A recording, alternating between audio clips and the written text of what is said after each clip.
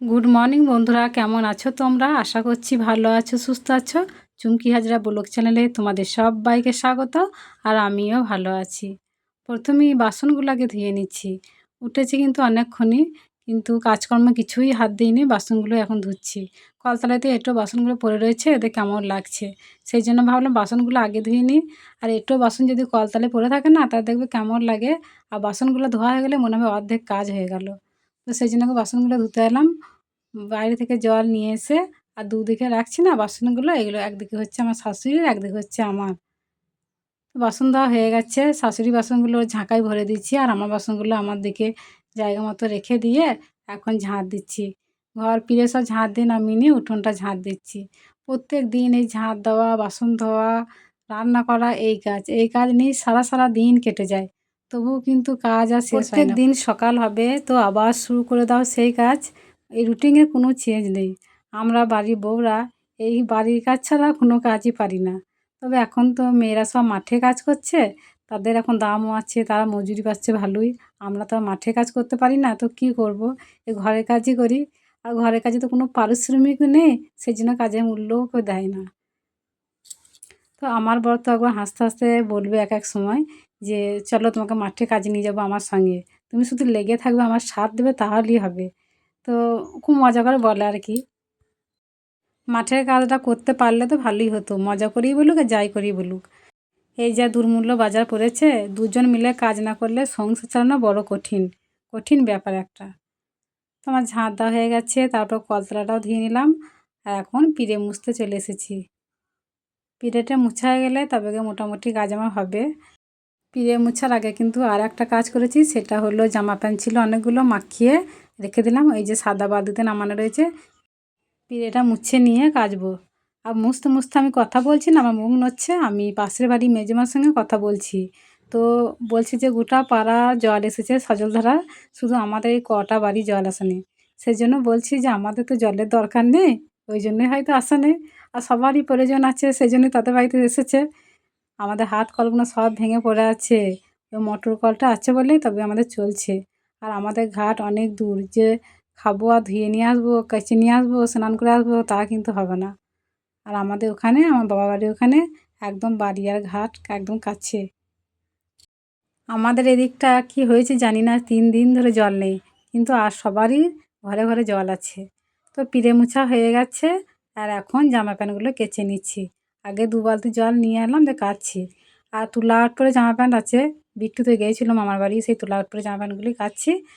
তো নতুন নতুন জামা প্যান্ট আছে বলি আরও ঘাট গেলাম না। ঘাটে গেলি ঘাটের জল গন্ধ, সে পান্নায় ভর্তি। পুকুরে কেচে নিয়ে আসলেও বাড়িতে এসে কলের জলে আবার ধুতেই হবে জামা প্যান্টগুলো। সেই জন্য আর কি দুনো খাটুনি খাটবো না। কোথাও বেড়াতে গেলে জামা প্যান্ট না কেচে আমি ভরতে পারি না। অনেকজনের হয় দেখেছি, জামা প্যান্ট নোংরা না হলে না কাচে না, খুব ভরে দেয় গুছিয়ে, কিন্তু আমি সেটা পারি না। এই কাচাই তো আমার কাজ। আর প্রত্যেক দিন সকালে বিকেলে কাচতে গিয়ে যে কত সার্ফ লাগে তার হিসেব নেই। আর আমি হিসেবও করতে যাই না, হিসেব করতে গেলে মাথা ঘুরে যাবে। তো জামা প্যান্টগুলো সব আমার কাচা হয়ে গেছে, দিয়ে আবারও 2 বালতি জল নিয়ে এসে ধুয়ে এবার একটা একটা করে মেলে দিচ্ছি। আর গোটা তারটা আমার ভর্তি হয়ে গেল জামা প্যান্টে, এখনও কটা আছে। তাই ভাবছি যে কোথায় মেলবো, গামছাটা কোথায় মেলবো তাই ভাবছি। তাই ওই বিট্টু স্কুলের প্যান্টটা একটু জড়ো করে দিয়ে এই জায়গাতে মেলে দিচ্ছি।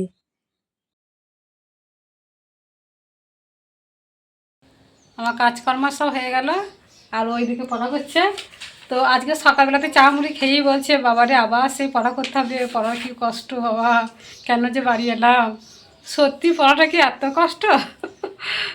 ওই যে বসেছে, একবার শুয়ে পড়ছে, একবার বসে পড়ছে, একবার আমার কাজ দেখছে, একবার কথা শুনছে। মানে এইভাবে পড়াশোনা, এভাবে কি পড়াশোনা হয় গো? আমি বারবার বলি যদি 1 ঘন্টা পড়ি, সে 1 ঘন্টা অন্তত মানে বইয়ে মনোযোগ দিয়ে পড়াটা করো, তাহলে পাস করা কেউ আটকাতে পারবে না। কিন্তু সেটা তো করবে না, মনোযোগ দিয়ে পড়া নেই, সবসময় অন্যমনস্ক, চঞ্চল, অস্থির, এরকম এভাবে পড়াশোনা হয়? স্নান করা হয়ে গেল, দিয়ে ঠাকুরকে ধূপ দেখিয়ে এখন মুড়ি খেতে বসেছি। এটা বিট্টু, এটা আমার গুঁড়া আলু ভাজা।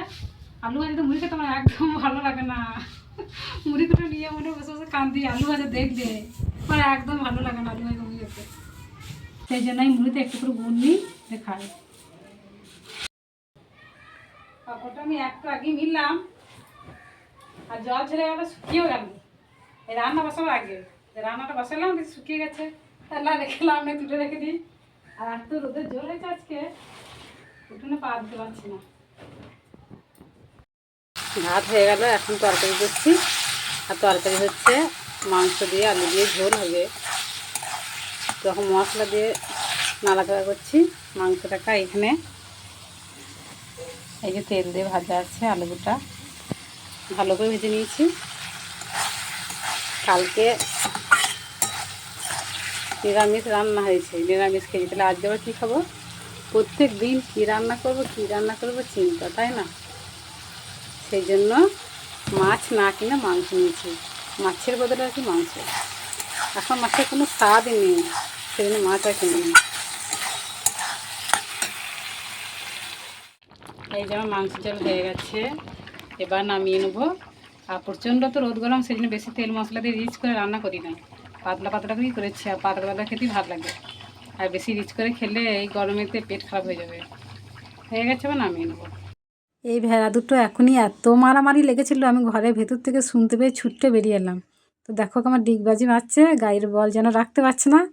আমি দাঁড়িয়ে দাঁড়িয়ে মজাই দেখছি। এই বিকেলে কাজকর্ম সব সেরে একটু বসলাম। আর ওইদিকে মেজেমা কাজের ঘরে গান গাইছে, দেখি গো, কাজের ঘরে গান গাইছে। রাত্রে আমাদের ভাত খাওয়া হয়ে গেছে, এখন এই বিচ্ছুরামটাকে ওর ঘরে বাঁধবো। তো কিছু মতেই যাবে না, ও আর কি আমাদের সঙ্গেই শোবে।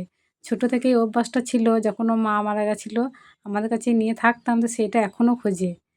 রাত্রে তো সব কাজ গুছিয়ে নিয়ে তবে গিয়ে বালিশে মাত্রা দিতে পারি।